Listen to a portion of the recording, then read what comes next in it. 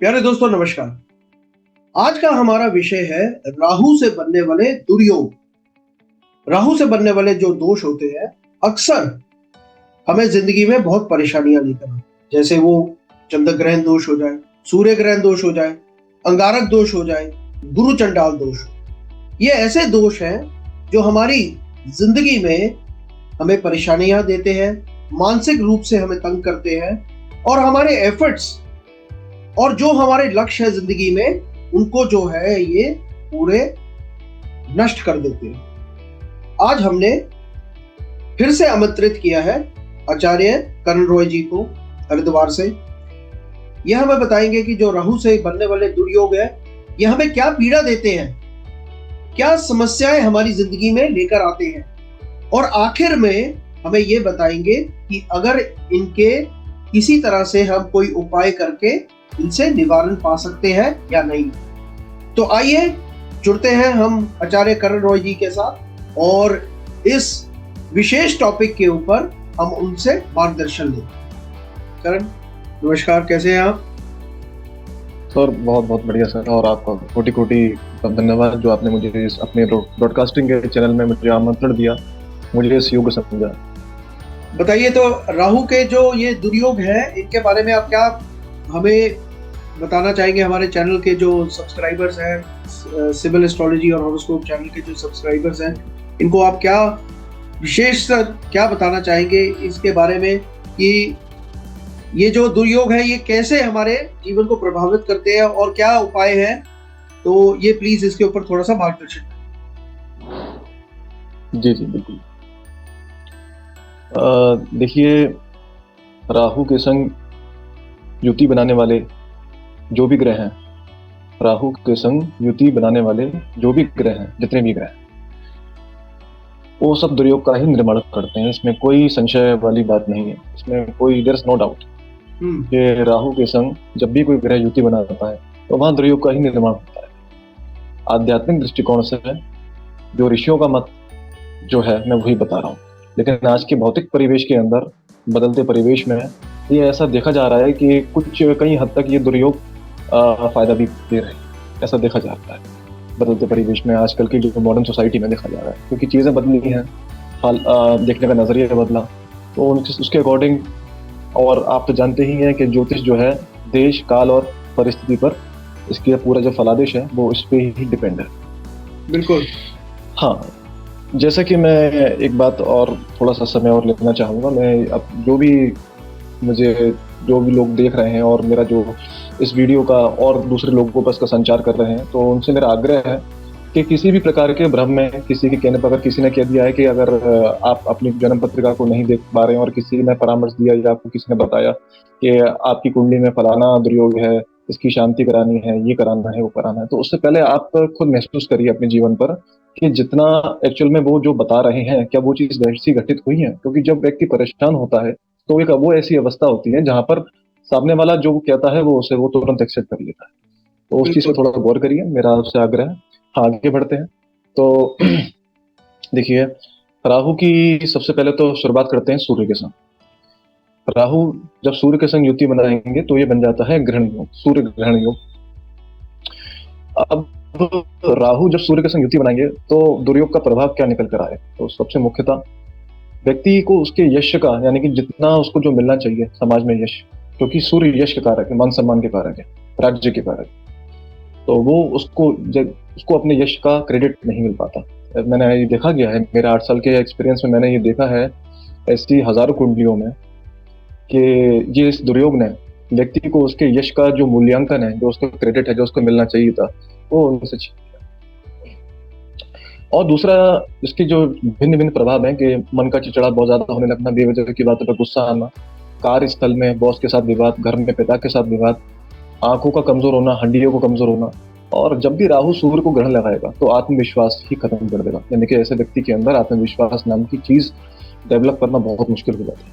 क्योंकि राहु ने, हाँ, क्योंकि सूर्य आत्मविश्वास के कारक है, सूर्य आत्मा है, यह है जीवन में आत्मविश्वास की कमी होने के कारण ही यही सबसे बड़ा रीजन है कि 100 में से 60% समस्याओं को जन्म सूर्य और चंद्रमा दे देते हैं यदि ये कमजोर हो।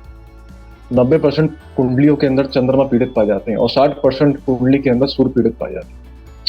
खैर, ये तो हो गया राहु के संग सूर्य की युति का, दुर्योग का जो प्रभाव मैंने आपको बताया। इसके बाद आते हैं चंद्रमा पे। तो जब राहु चंद्रमा के संग युति बनाते हैं तो ये बन जाता है चंद्र ग्रहण योग। ये सबसे ज्यादा परेशान करता है व्यक्ति को, सबसे ज्यादा, क्योंकि एकाग्रता ही छिन जाएगी। आप जरा सोच के देखिए, आप अपने कहीं ना कहीं हम जीवन पर लागू करके देखिए। हमें नित्य रूप से हम जो भी काम करते हैं उस पर हमारा मन एकाग्र होना चाहिए। चाहे हम पढ़ाई करें, थियोरिटिकल प्रैक्टिकल जो भी हम चीज करते हैं उसके लिए हमारा मन एकाग्र होना चाहिए। तो जब मन ही एकाग्र नहीं होगा, मानसिक अशांति इस कदर चीजों से, आत्मसंतोष, मानसिक, ये समझ लीजिए कि मानसिक अशांति इस कदर आ जाती है कि आत्मसंतोष नाम की चीज नहीं रहती व्यक्ति के अंदर, एकाग्रता उसकी भंग हो जाती है। चंद्रमा माँ के कारक हैं, तो माँ के साथ स्वास्थ्य को कमजोर, माँ के साथ संबंध कमजोर होना और नाना प्रकार की मानसिक समस्याएं, रात की नींद ना आना, रात्रि में नींद उड़ जाना, क्योंकि कहीं ना कहीं नींद का रिश्ता तो विशेष रूप से आपका शुक्र से देखा जाता है, लेकिन इसके पीछे चंद्रमा का भी रोल है सबसे बड़ा। शुक्र और चंद्रमा में दोनों को ही कहना चाहूंगा उसमें। तो रात्रि के समय ऐसे व्यक्ति को नींद आने में समस्या होती है, नींद न आने की शिकायत भी ऐसे लोगों में देखी गई है सबसे ज्यादा, जिनकी कुंडली के अंदर राहु चंद्रमा की युति संबंध अगर बन रहे तो। दूसरी यह है कि इसके बाद आते हैं, लेकिन हाँ, विशेषकर ये राहु चंद्रमा का जो दुर्योग है, ये ग्रहण योग, ये सबसे ज्यादा कष्टकारी माना गया। मैंने, ये मेरा तजुर्बा रहा मेरा 8 साल का, क्योंकि जब व्यक्ति के जीवन में उसका मन ही अशांत होगा, मन ही उसका विक्षिप्त होगा, तो वो किस चीज का भोगी है। आप जरा सोचिए, आपके पास सब कुछ है, आपके पास ईश्वर का दिया हुआ अचल संपत्ति, लग्जरी लाइफ, सब कुछ है, लेकिन आप मन से ही विक्षिप्त बैठे हैं, तो कहाँ आपने वो सुख भोगा। और तो खैर आगे बढ़ते हैं। राहु का जो युति अब मंगल के संग लेते हैं, जब राहु मंगल के संग युति बनाएंगे तो अंगारक योग होता है। इस योग के अंदर जातक को जब क्रोध आता है तो बहुत आकस्मिक होता है और बहुत कहते हैं अंगारक योग।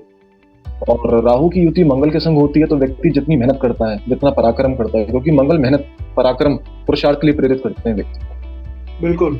तो व्यक्ति को जिस हिसाब से वो मेहनत करता है उस हिसाब से वो उसको क्रेडिट नहीं मिल पाता। ये मेरा तजुर्बा है ओवरऑल। राहु की युति सूर्य के संग, राहु की युति गुरु के संग, राहु की युति मंगल के संग, तो ये मेरा एक्सपीरियंस रहा, मैंने देखा भी इसको। ये ऋषियों का मत भी है और उसको मैं अपने जीवन पे 8 साल से घटित करके भी देख चुका हूँ। तो उस अवस्था में व्यक्ति को उसके यश का सही मूल्यांकन नहीं मिल पाता यदि राहु इन सूर्य, गुरु और मंगल के संग युति बना दे, तो विशेषकर सूर्य के संग तो सबसे ज्यादा। और सूर्य के संग एक चीज का प्रभाव मैंने और देखा कि व्यक्ति ऐसा अपने अगर ऐसा व्यक्ति किसी सर्विस में काम कर रहा है तो उसका सीनियर उसको निकालने का कोई ना कोई रास्ता ढूंढता रहेगा, लाख प्रयास, मतलब कोई ना कोई ऐसा मार्ग बनाता रहेगा जिससे इसको टर्मिनेट करे, उसके मतलब उसके रास्ते, उसके जीवन, उसके जो यश को भंग करने के कोई ना कोई रास्ता ढूंढता रहेगा। ये राहु और सूर्य की कंजक्शन का जो मैंने अब बता रहा हूँ मैं।